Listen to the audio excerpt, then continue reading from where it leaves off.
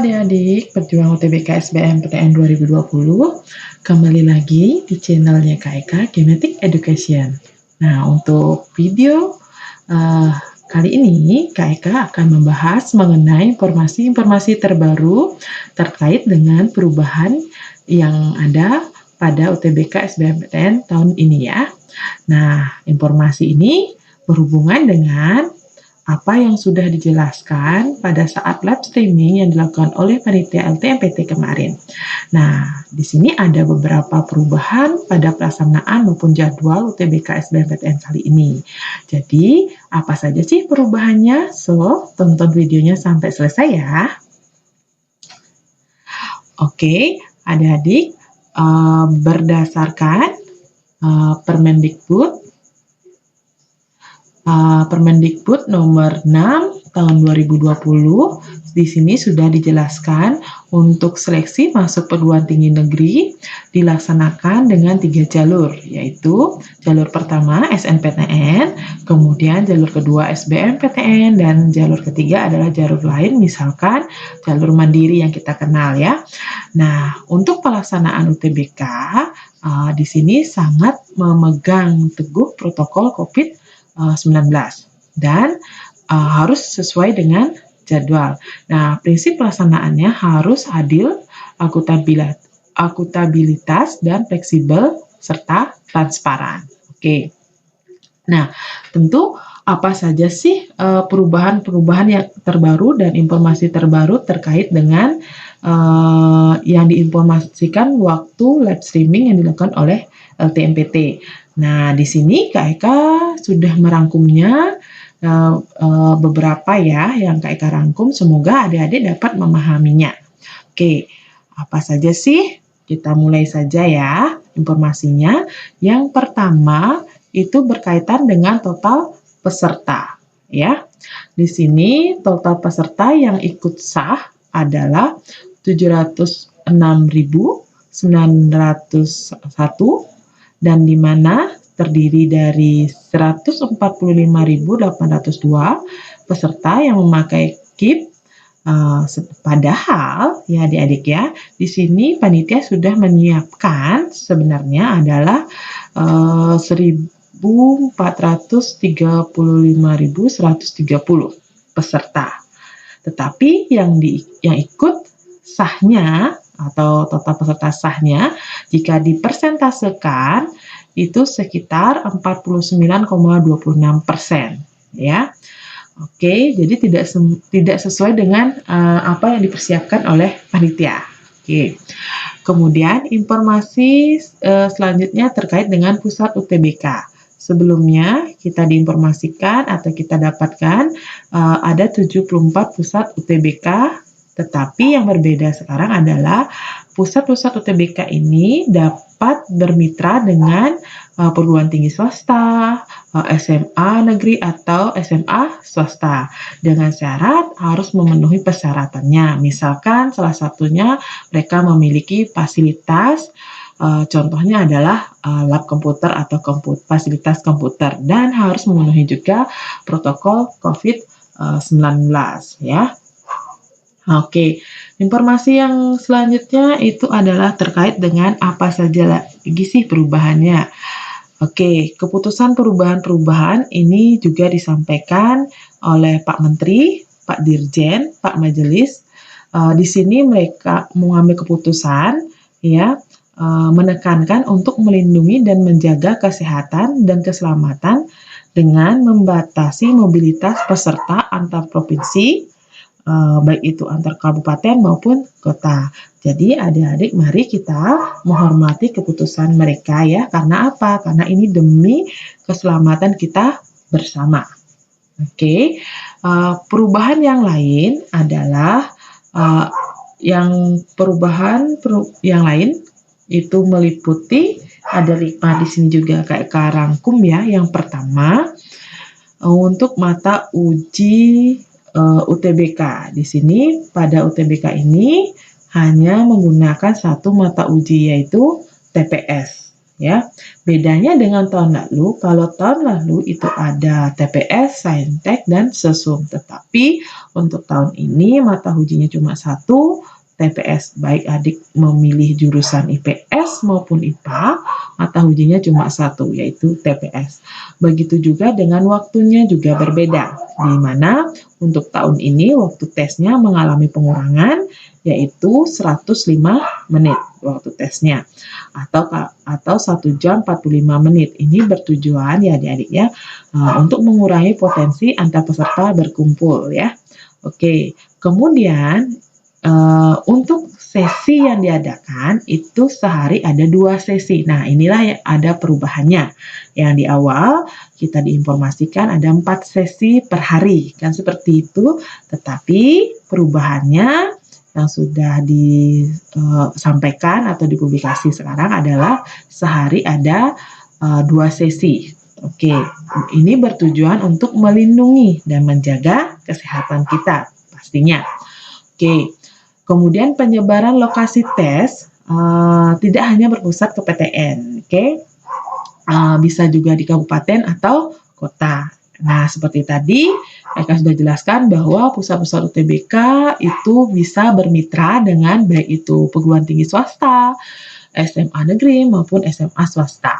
Asalkan mereka memenuhi persyaratan sudah ditentukan, ya.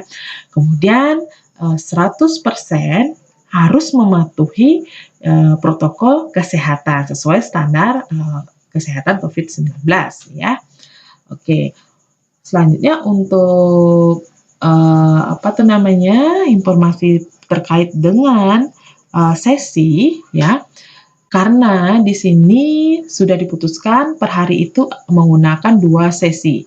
Maka sesi pagi gitu ya, yang kita sebut sebagai sesi 1 itu dimulai jam 9 sampai 11.15 waktu WIT atau WITA.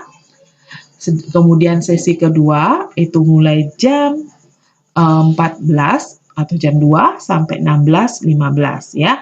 Jadi kalau Kak Eka sebutkan di sini adalah sesi pagi dan sesi siang ya. Oke, kemudian tujuan diadakan 2 sesi ini adalah juga untuk menghindari transportasi lintas provinsi. Oke, nah adik-adik, kalau adik-adik lihat atau perhatikan antara sesi 1 dan sesi 2, di sini ada jeda yang cukup panjang atau waktu break yang sangat panjang ya, yaitu sekitar 2 jam 45 menit. Ya, di sini bertujuan harapannya adalah setelah nanti sesi 1 selesai, ya adik-adik harus pulang, jangan ngobrol, biasanya kan seperti itu, ya selesai ini kita ngobrol dengan teman-teman, tapi di sini adik-adik diharapkan langsung pulang. Karena apa? Karena untuk sesi kedua, sebelum sesi kedua dimulai, ruangan tersebut akan dilakukan sterilisasi. Jadi kita bersama-sama saling menghormati dan disiplin dalam protokol COVID-19. Karena apa? Ini tetap sekali Kak Eka tekankan, karena ini untuk kesehatan kita bersama. Nah untuk sesi ini di periode gelombang pertama akan diberikan sesi ganjil terlebih dahulu. Selanjutnya yang sesi genap nanti akan masuk di gelombang kedua atau batch 2 ya. Nah, nanti Kak Eka akan jelaskan lebih rinci maksudnya seperti apa ini. Yang terpenting dengan adanya perubahan sesi ini, di mana sehari ada 2 sesi, intinya adik-adik harus mengikuti sesuai dengan arahan atau aturan yang sudah disampaikan oleh panitia LTMPT. Nah kemudian terkait dengan alternatif pelaksanaannya. Nah ini Kak Eka akan jelaskan sekarang. Untuk informasi yang sekarang itu adalah pelaksanaan dibagi menjadi 3 gitu ya. Ada gelombang 1, ada gelombang 2, dan juga panitia juga sudah menyiapkan pelaksanaan untuk cadangan. Untuk gelombang 1 itu tetap sesuai dengan jadwal ya, itu periode 5 sampai 14 Juli. Kemudian untuk jumlah pusat UTBK-nya, ini masih belum bisa kita tentukan ada berapa nanti, ya adik-adik ya, karena masih akan dihitung untuk jumlah pesertanya berapa. Oke. Kemudian gelombang kedua itu akan dijadwalkan periode 20 sampai 29 Juli. Nah, inilah yang mengalami penundaan. Oke. Kemudian sama juga untuk jumlah pusat UTBK-nya masih diperhitungkan, masih dihitungkan. Jadi kita belum tahu berapa sih jumlah pusat UTBK-nya. Nah, cadangan tetap akan dibuat oleh panitia LTPT, yaitu sekitar periode 29 Juli sampai 2 Agustus. Nah, karena ini cadangan, maka untuk jumlah pusat UTBK-nya nanti akan disesuaikan dengan kasus yang ada. Oke, adik-adik, untuk penjadwalan disesuaikan dengan nomor urut peserta terkecil pada saat SMA atau SMK, dan mitra tersebut mendapatkan sesi awal ya. Nah, seperti apa dan sesi apa yang gelombang 1 dan gelombang 2-nya. Nah, di sini perubahan jadwalnya atau perubahan tanggalnya dan sesinya Kak Ika simulasikan seperti ini ya. Misalkan adik-adik kemarin tapi sebelumnya Kak Ika sepakati dulu untuk sesi 1 kita sebut sesi pagi, oke? Karena sesi pagi mulai jam 9 ya. Kemudian sesi 2 itu kita sebut sesi siang ya. Nah, adik-adik coba diperhatikan beberapa tanggal yang Kak Ika bikin gitu ya. Nah, misalkan kalau sebelumnya adik-adik ternyata dapat tanggal 5 sesi 1 ya. Tanggal 5 sesi 1 itu tidak ada perubahan tanggalnya. Ya, tidak ada perubahan tanggalnya. Jadi tetap tanggal 5. Hanya saja yang berubah adalah waktunya, ya. Ya, karena di sini isi KEK pagi, berarti dia jam 9. Yang sebelumnya sesi 1 itu mulai jam 7 gitu ya. Nah, berarti ini yang tanggalnya tetap, tetapi waktunya yang berubah yaitu jam 9. Kemudian bagi adik-adik yang dapat tanggal 5 sebelumnya tesnya dan sesi 2, maka akan berubah ya. Akan masuk ke gelombang 2 ya, yaitu tanggal 20 sesi pagi. Nah, begitu juga adik-adik yang dapat tanggal 5 sesi 3 kemarin itu menjadi tetap tanggal 5 tetapi sesi siang ya. Kemudian adik-adik tanggal 5 sesi 4 kemarin ya, itu berubah menjadi tanggal 20 siang, sesi siang, oke. Nah, di sini yang terlebih dahulu tes adalah adik-adik yang kemarin daftarnya mendapatkan sesi ganjil. Nah, di sini kan tanggal 1, sesi 1, sesi 3 ini ganjil ya. Maka akan terlebih dahulu. Kemudian untuk adik-adik yang kemarin dapat sesi genap 24, maka akan diundur, ditunda, atau dioper, dialihkan ke gelombang kedua. Oke, nah begitu seterusnya untuk tanggal-tanggal selanjutnya. Ya, nah di sini tanggal 6 sesi 1 tetap dia tanggal 6 dapat pagi. Tanggal 6 sesi 2 dia berubah menjadi tanggal 21 pagi. Sesi 3 akan menjadi tetap berubah tanggal 6 tapi sesi siang ya. Kemudian yang tanggal 6 sesi 4 kemarin dapat dia berubah menjadi tanggal 21 sesi siang dan seterusnya. Oke. Jadi KEK simpulkan di sini sesi 1 dan sesi 3 atau kita sebut yang dapat sesi ganjil itu sebenarnya tidak ada perubahan tanggal. Tetapi waktunya yang berubah kita lihat ya. Oke. Ya, kemudian pada intinya juga UTBK ini ya, waktunya juga berubah. Nah, itulah perubahannya, perubahan tanggal dan perubahan waktu. Dan sesi ganjil itu tidak ada perubahan tanggal, yang berubah hanya waktunya. Oke. Sedangkan yang mendapat sesi genap seperti sesi 2 dan sesi 4 itu tanggal berubah, waktu juga berubah, oke? Dan pengumuman SBMPTN itu akan diundur juga menjadi 20 Agustus 2020. Oke, ya itu dulu adik-adik ya untuk perubahan tanggalnya. Nah, seperti apa rundown acaranya atau pelaksanaannya, tesnya itu adalah, nah di sini karena dibagi dua sisi, semoga kelihatan ya adik-adik ya. Jadi peserta sudah masuk ruangan untuk yang sesi pagi itu adalah jam 9 pagi. Ya, selanjutnya jam 9.05 itu juga langsung dilakukan pemeriksaan identitas atau dokumen. Jadi adik-adik ingat dokumen yang harus dibawa ya, harus sudah dirapikan H-1-nya. Oke. Kemudian jadi tidak akan langsung dites adik-adik. Akan diberikan beberapa soal latihan ya untuk mempersiapkan diri.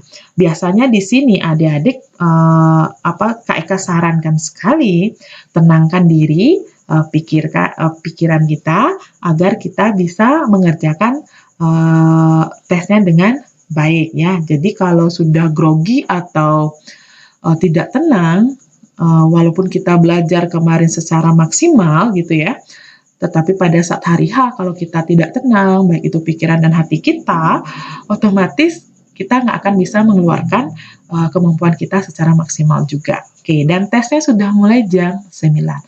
Nah, di sini, karena sesi pagi itu sudah masuk ruangan jam 9, berarti Kak Eka sarankan sekali, Kak adik-adik sudah hadir sejam sebelum mulai masuk ruang ujian ya. Kemudian sesi 2 itu juga sama mulai jam 14.00. Oke, juga sama randomnya di mana akan dilakukan pengecekan identitas dan dokumen juga dan juga akan diberikan latihan. Oke. Nah, seperti itu semoga adik-adik punya bayangan seperti apa pelaksanaannya nanti pada saat hari H untuk tesnya ya. Sekali lagi karena ini tesnya hanya sekali buat kita gitu ya, jadi adik-adik memang harus mempersiapkan mental, hati kita, dan pikiran kita. Yang terpenting kita mengeluarkan kemampuan kita secara maksimal dan jangan lupa untuk berdoa sebelum melihat soal, oke? Nah, kemudian pelaksanaan perluasan layanan juga ada perubahan ya, karena 74 pusat UTBK itu sangat-sangat disiapkan untuk melayani semua peserta. Kemudian mereka juga bisa bermitra dengan swasta, perguruan tinggi swasta, SMA atau SMK baik itu negeri maupun swasta sebagai tempat penyelenggaraan UTBK. Nah, ini komitmen dari LTMPT sangat luar biasa sekali ya kalau kita lihat. Oke, pusat UTBK dapat bekerja sama dengan SMK atau SMA baik itu negeri atau swasta di daerah untuk melayani peserta yang karena sesuatu hal gitu misalnya tidak dapat hadir mengikuti UTBK di pusat UTBK, misalkan karena berada di luar provinsi, oke, berada di daerah dengan status zona merah atau pusat UTBK tersebut di zona merah. Oke. Nah, kemudian peserta dari luar provinsi dan atau kabupaten atau kota yang karena status daerahnya maupun karena ketentuan tidak mungkin hadir mengikuti ujian di pusat UTBK akan dijadwalkan ulang dan direlokasikan ke SMA atau SMK mitra yang memenuhi persyaratan. Oke. Kemudian pusat UTBK menetapkan SMA atau SMK mana yang dijadikan sebagai mitra pelaksanaan UTBK.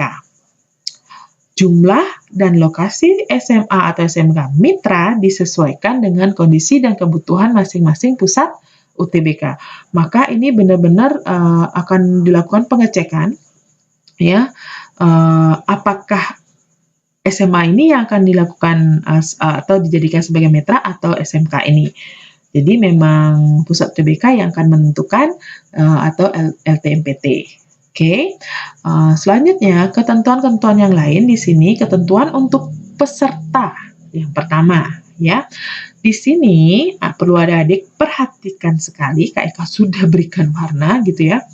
Ketentuan pertama, hanya peserta yang sehat atau bebas dari COVID-19 yang diperkenankan mengikuti UTBK. ya.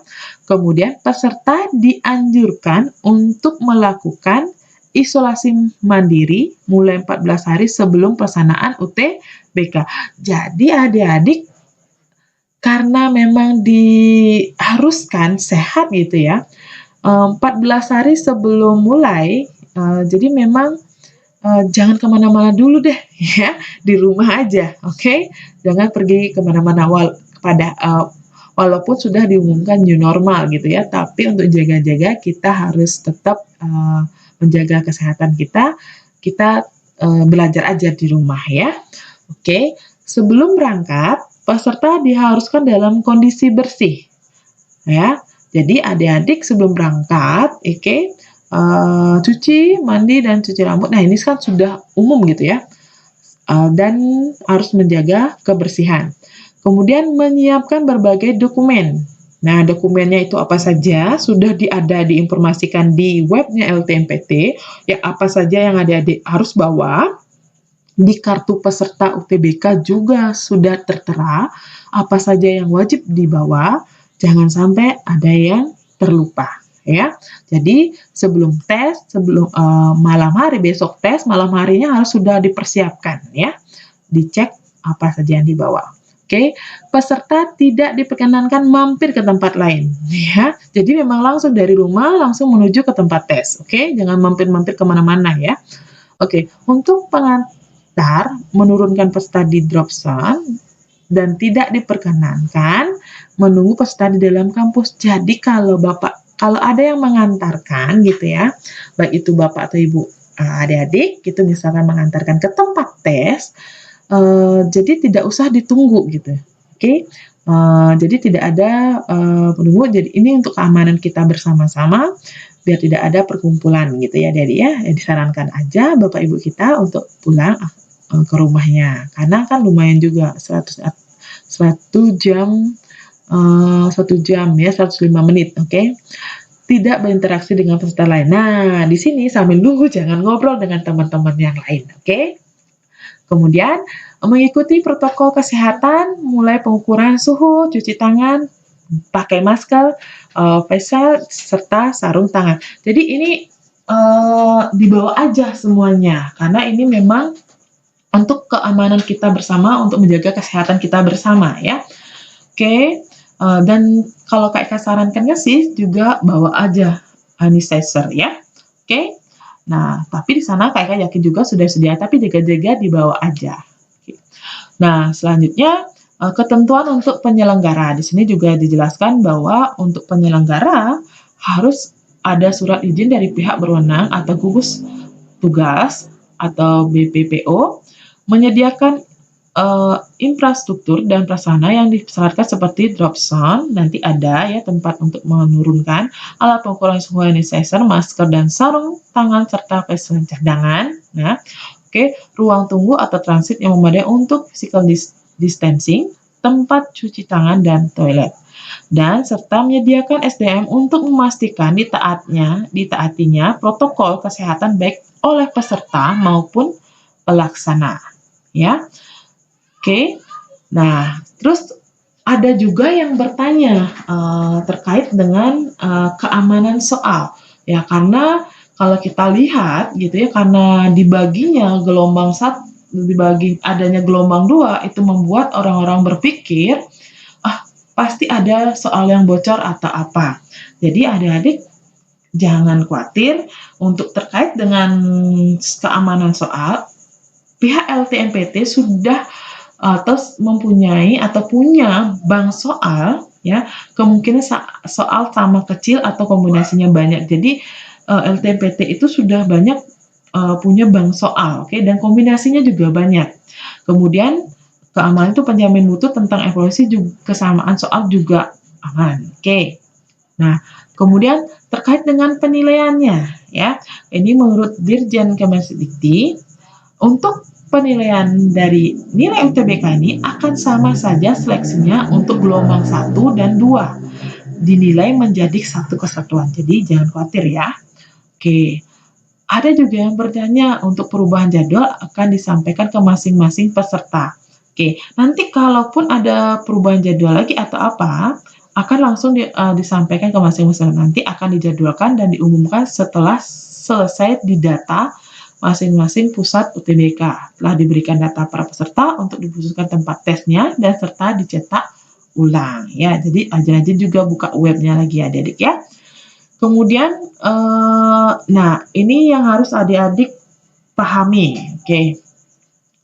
Jika adik-adik menyebarkan soal gitu ya, maka ya sanksi buat yang menyebarkan soal itu adalah otomatis gugur, dicoret, dan tidak terima di PTN tujuan ya. Oke. Nah, pesannya Kak Eka, gelombang mana yang adik-adik dapatkan? Apakah itu gelombang 1 atau gelombang 2? Apakah sesi 1 atau sesi 2? Adik-adik tidak perlu khawatir atau stres untuk memikirkan itu. Kenapa? Jangan buang waktu adik-adik untuk memikirkan itu. Lebih baik waktu adik-adik buat untuk belajar mempersiapkan diri agar lebih matang ya, agar nanti bisa mengeluarkan kemampuan kita secara maksimal, karena tes ini hanya sekali kecuali adik-adik mengulang lagi tahun depan ya. Dan ingat, jaga kondisi kesehatan kita bersama. Semoga adik-adik mendapatkan PTN dan jurusan idaman adik-adik. Terima kasih, semoga video ini bermanfaat buat adik-adik ya. Dan jangan lupa klik tombol subscribe, like, dan di-share ya informasi ini. Semoga bermanfaat. Bye-bye.